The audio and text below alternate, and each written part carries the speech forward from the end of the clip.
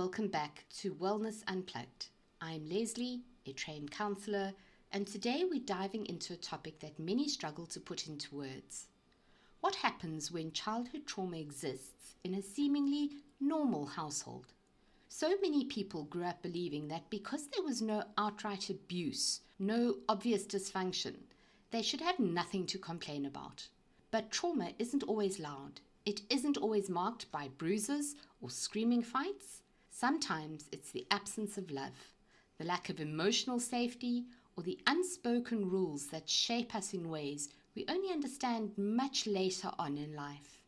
If you've ever questioned why you struggled with anxieties, self-doubt, or are a people pleaser, despite having a good childhood, this episode is for you. Today we're going to focus on the silent traumas of growing up in a home that looks fine from the outside, but can have left lasting wounds on the inside. When we hear the word trauma, we often think of extreme cases, physical abuse, neglect, addiction, or some catastrophic event. But trauma is, at its core, about emotional wounds, wounds that can come from subtle but persistent experiences. Dr. Gabor Mate, a leading voice in trauma research, says, "Trauma is not what happens to you. Trauma is what happens inside of you as a result of what happens to you." A household doesn't have to be outwardly chaotic for a child to experience trauma.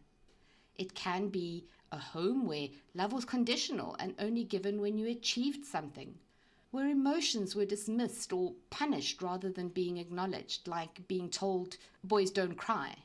It can be a place where perfection was expected and failure wasn't tolerated, or where you had to earn your place in the family by being useful, quiet, or accommodating.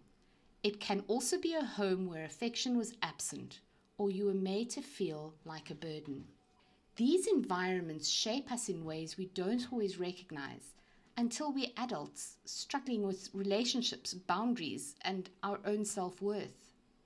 For those who grew up in emotionally distant or subtly controlling households, the pressure wasn't about surviving abuse. It was about surviving expectations, silence, and emotional isolation. The pressure to be perfect meant that if love and approval were only given when you performed well, academically, socially, or in your family role, then perfection became survival. The fear of disappointing others turned into a lifelong struggle with self-worth.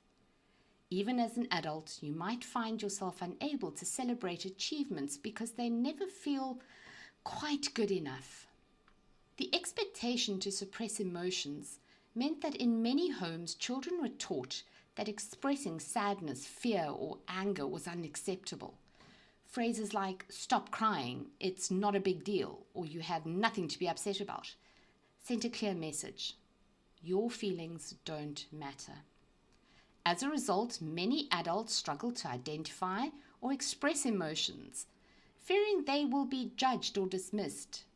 Some children were expected to act as emotional caretakers for their parents. Maybe you were the fixer in your family, the one who kept the peace, managed conflict, or comforted a struggling parent. This kind of emotional labor in childhood can lead to exhaustion, people-pleasing, and a deep fear of abandonment in adulthood. Love isn't just about providing food, shelter, and education. It's about feeling emotionally safe, valued, and connected. Growing up in a home where affection was rare or transactional, where praise only came when you did something impressive, can lead to attachment issues, difficulty trusting others, and an endless search for validation. And every family has invisible rules. Things that you know not to do or to say. Maybe you've learned never to bring up certain topics, to hide problems, or to put the family's image above your own needs. These rules create a deep-seated fear of confrontation and an inability to advocate for yourself. Many adults don't realize they experience trauma because their childhood didn't look like a bad one, but the effects are clear. Struggling with self-worth and constantly feeling not enough, avoiding conflicts at all costs, even at the expense of your own needs, feeling emotionally disconnected from yourself and from others, seeking validation through achievement or relationships, and experiencing chronic anxiety, guilt, or a fear of failure. These patterns aren't just personality traits. They are the survival mechanisms that were learned in childhood, but no longer serve us as adults. The impact goes further though, because the unhealed trauma does not stay contained within an individual. It gets passed down through generations. The way we were raised influences the way we raise our own children, often without us even realizing it. If you grew up in an environment where emotions were dismissed, you might struggle to validate your own children's feelings, finding it difficult to comfort them when they express sadness or fear. If perfection was expected of you, you might place the same high, impossible standards on your children, unintentionally passing on the same anxiety and self-doubt. If love was conditional, you might unknowingly withhold affection when your child disappoints you, reinforcing the belief that they must earn your love. The cycle continues, not because parents are bad people, but because we often repeat what we know until we actively work to change it. A quote from an unknown source puts it in beautiful perspective. If you continue to carry bricks from your past, you will end up building the same house. Breaking this cycle starts with awareness. Healing is possible, and it starts with acknowledging that your experiences have shaped you. The first step is to recognize your past without minimizing it. Just because someone else had it worse doesn't mean your pain isn't valid. Trauma isn't a competition. Your feelings and struggles are real, and they deserve recognition. Give yourself permission to name your experience without justifying it away. If you feel anxious, unworthy, or unseen, these feelings matter.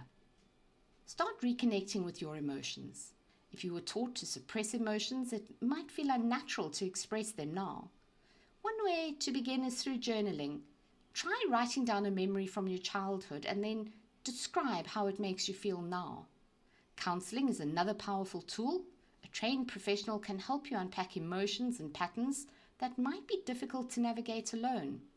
If counseling isn't acceptable, even mindful self-reflection, such as pausing during the day to ask yourself, "What am I feeling right now?" can help you to tune into your emotions. Learn to set boundaries without guilt. If you grew up feeling responsible for others' emotions, setting boundaries can often feel like betrayal. But healthy relationships require limits. Start with something small. If a family member constantly calls you to vent and it's draining you, practice saying, "I can't talk right now, but let's catch up later." Saying no doesn't mean you don't care. It means you respect yourself. Challenge the beliefs you internalized. If you were taught that love must be earned, that failure is unacceptable, or that your feelings don't matter, ask yourself, is this actually true? Often the beliefs we carry from childhood don't hold up under the scrutiny of adulthood. Remind yourself that love is not conditional. Failure is a part of growth, and your emotions are valid. Healing is not a linear process, and it takes time. Find ways to nurture yourself in the process through creative expression, movement, spending time in nature, or surrounding yourself with people who uplift you. Learn to practice self-compassion by speaking to yourself as you would a dear friend. Healing is not about blaming the past, but reclaiming the future. I want to leave you with this. Just because your childhood looked normal doesn't mean it wasn't hard. And just because no one acknowledged your pain doesn't mean it wasn't real. You are allowed to feel, to question, and to heal. The wound from a silent childhood doesn't have to define your future.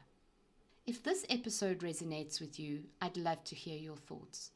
What patterns have you noticed in yourself? And what's one step you can take towards healing this week? Let's continue the conversation.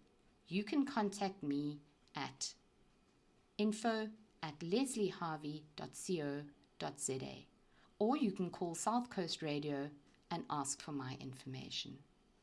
And as Carl Jung said, Until you make the unconscious conscious, it will direct your life and you will call it fate. Next week, we will have a lighter topic to chat about, the subtle art of saying no and not feeling guilty about it. Thanks so much for joining me. Until next time, unplug, recharge, and remember, your wellness matters more than you think. The radio station you can't live without. This is your radio. This is South Coast Radio.